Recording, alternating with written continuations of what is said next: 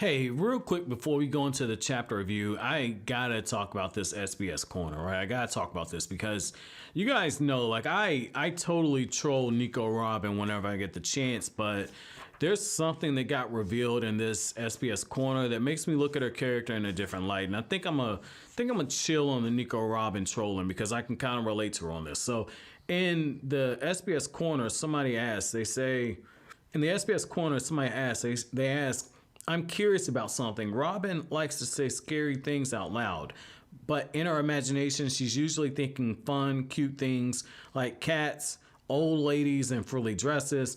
Why doesn't Robin try to cheer everyone up with her fantasies? That's what I like about Robin. And I was like, that's a fair point. And I was like, I've always wondered why she always says this gloomy stuff. I've joked about it. I was like, oh, here she go with this gloomy shit, this gloomy bitch right here. I've always joked. But I like what Oda said, and he said, ah, I see. Yes, a good point. Given that she scolded Frankie for making weird faces in Chopper's body at Punk Hazard, Robin must really like cute faces. But she's a bit socially clumsy, and her attempts to paint a picture with words end up on the creepy side. She's just one of those ladies. Now, this is the thing, right? Like, I get it. I get it, because with Robin, you gotta understand it from this perspective. Like, Robin didn't really have a childhood.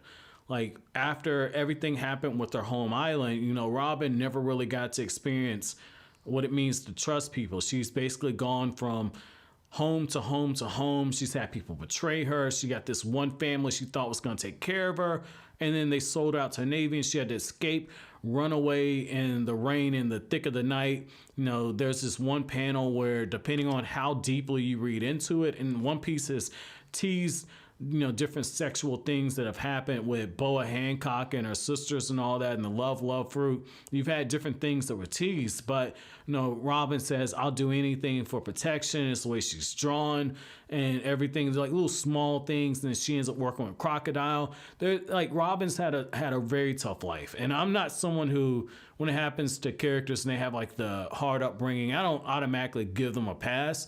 But because I've gone through different things in my own life, I can kind of relate to it, because there have been times that, you know, I've been in social situations and I'll have one thing in my head and then I'll say something and people go, what the fuck, dude?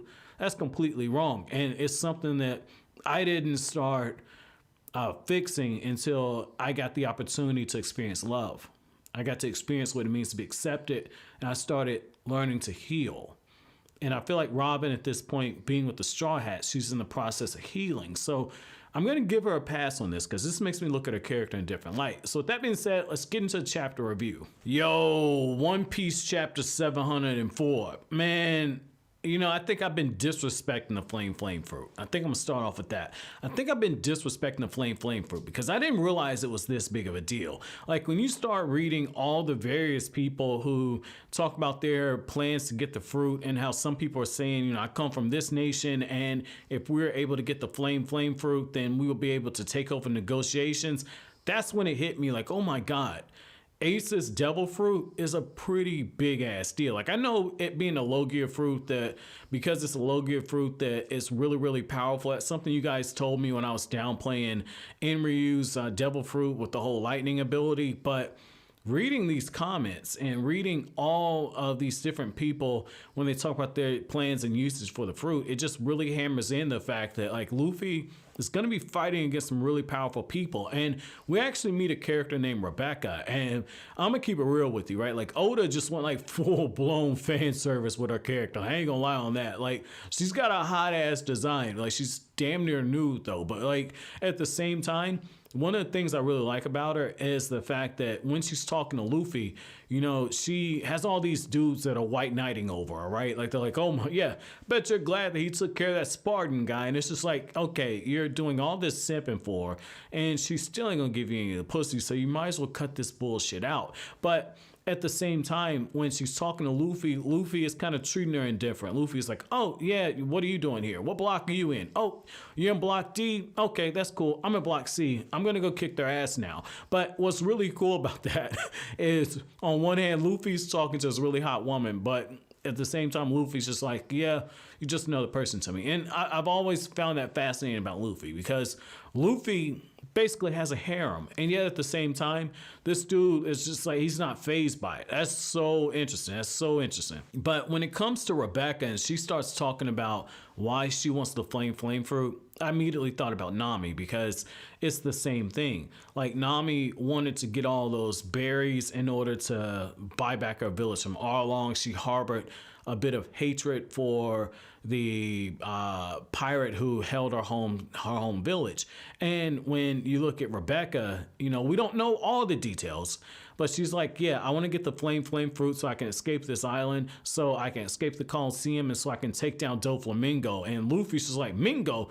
Oh yeah, that's the guy I need to be worried about, isn't it? And it's just like, Luffy doesn't fully understand the gravity, and yet at the same time, you can tell that he's interested in this Rebecca person. And because they're in block C and D respectively, chances are, once both of them make it through the battle royale, and you gotta admit, like, Rebecca's gonna make it, because for Oda to introduce a character who is flat out saying that, yeah, we're gonna have a battle royal, and this character is gonna say she wants to take down Doflamingo, something that Luffy has come to this island to do as well as his side mission with Caesar. But the fact that we have a character who's stating something like this lets you know that Luffy and her are gonna have something. And again, like, Luffy's got a harem, and she's a prime candidate.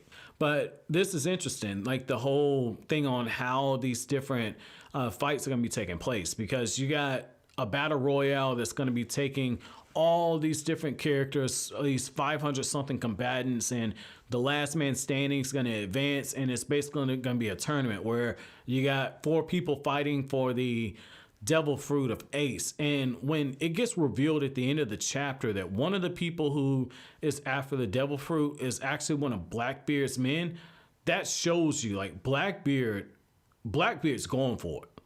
That's huge. Like, I can't believe when I got introduced to this guy in Jaya, I kind of downplayed him, right?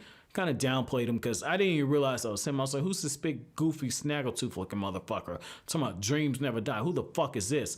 But Blackbeard's making a push. Not only has he gone from one of the 7 warlords, but now he's one of the 4 emperors of the sea.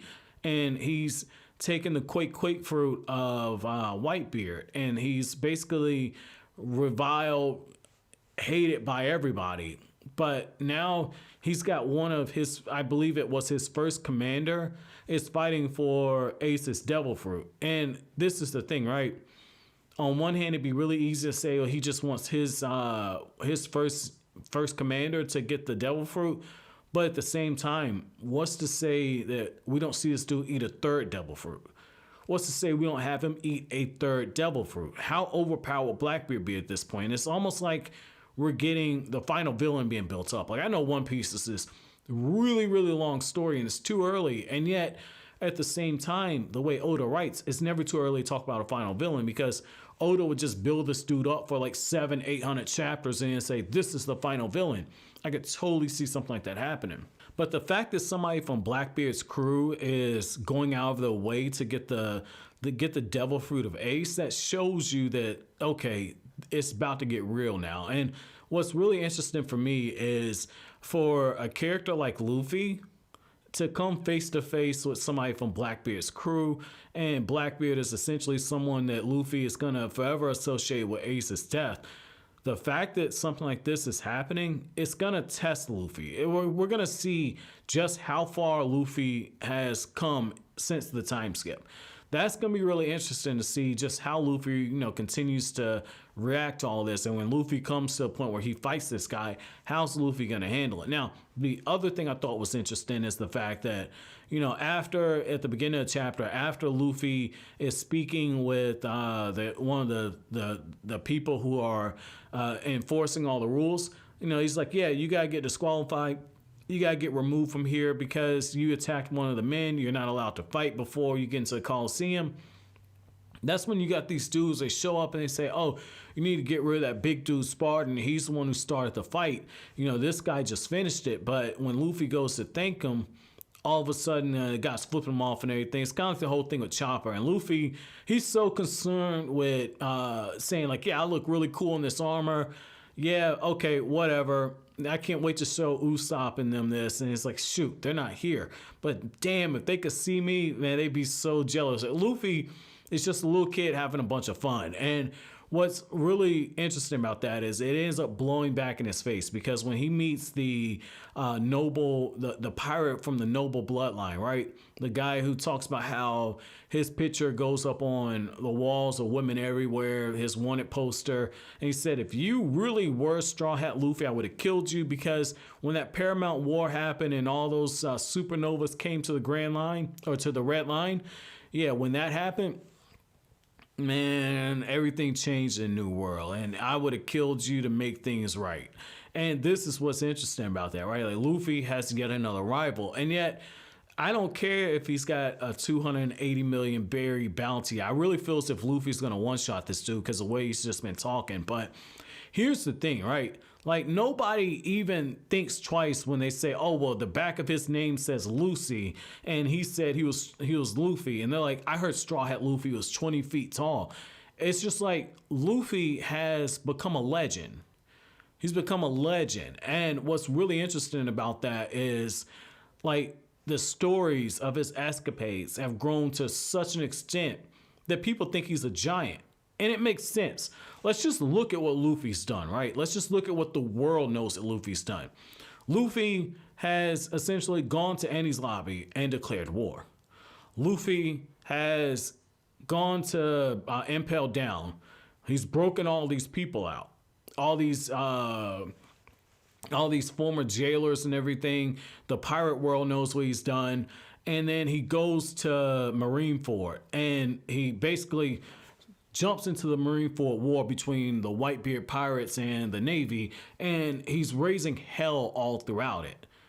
And he's one of the supernovas. Like, Luffy, his legend is there. And it's just like, Buggy was there for Impel Down, and Buggy probably used that as a way to become one of the 7 warlords of the sea. But Luffy is going for something greater. Like, when he says, I want to be king of the pirates, that just shows you that this isn't an impossibility for him. Because Luffy's name, when they said it, it struck fear into so many people who were in that room. It struck fear, and it struck anger, and all these different emotions. And the fact that Luffy's name is that polarizing, it shows you that he's on the right track. So I want to end my chapter review here with asking you guys this question.